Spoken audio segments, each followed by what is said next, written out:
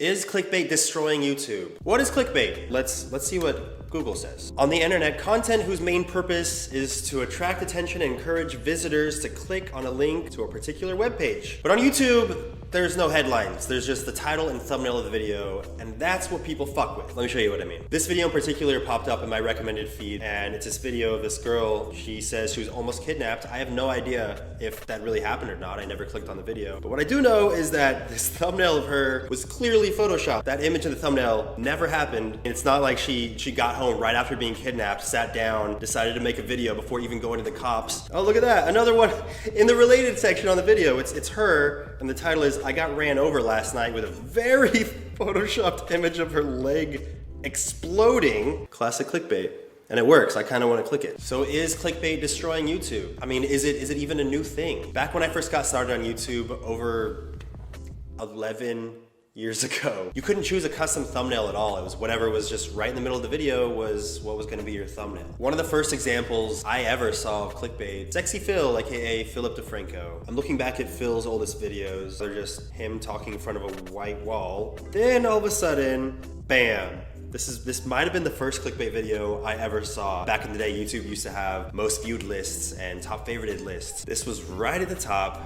And I clicked it, I was like, what the hell? A supermodel's on YouTube? Not to mention the title here says, it feels sticky on my head. Let's see what it really was. My ass is huge. And I'd like to briefly plug friend of the show, Miss Mandy Lynn. You can check. Okay, so so here's what he did. He's talking about other stuff that's not relevant to this model at all. And then halfway through the video, there's a hard cut, and he says, I'd like to plug a friend of the show. And then he just starts flashing sexy pictures of her. And that is clickbait. And it actually works. Look at all the videos that he's released around it. 10% the amount of views as it feels sticky on my head. My favorite YouTube video of all time. At this point in the video, I feel like I need to come clean. What is this? What the fuck? This is fucking clearly clickbait. Look at this. Fuck, I'm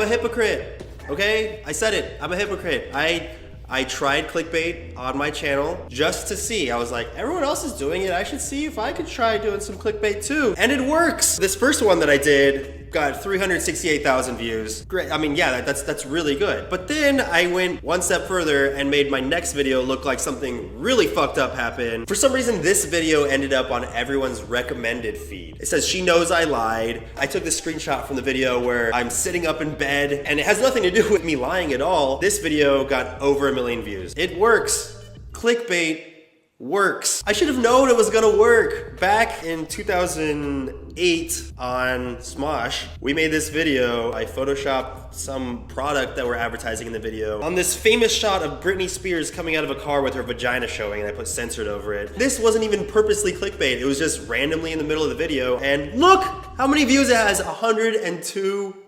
million views.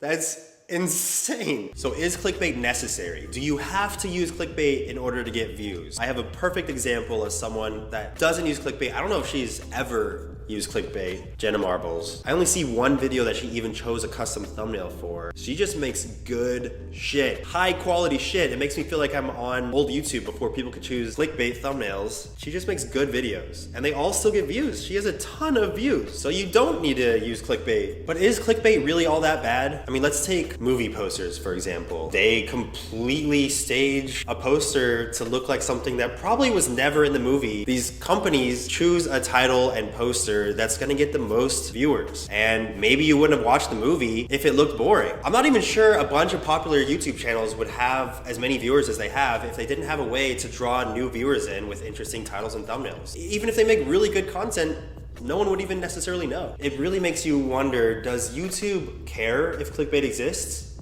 They're getting more views. If you watch the video, an ad plays, which means YouTube is making money off that view. There was a feature that YouTube introduced, and it only lasted for like 6 months in 2009, where if you highlighted over a video, it would show 3 random snapshots from inside that video. So even if you did use clickbait, someone would be able to highlight over it and see, okay, you're not really making out with a hot girl, you're like talking to the camera. Then that feature randomly disappeared. And I was like, why? That's such a good feature. I want to know what's actually in the video before I click it. I have a sneaking suspicion that YouTube took it away because they got less views, because people were being more selective about the videos they were clicking. So is YouTube's rewarding of clickbait destroying the integrity of the platform? I want to know. I mean, would you be happier if YouTube cracked down and made it so that you knew exactly what you're gonna get before you clicked on a video? Or are you perfectly fine clicking on clickbait videos? Have you found a lot of YouTubers by clicking on a video that was clickbait, but in the end it didn't matter because they actually made good content? I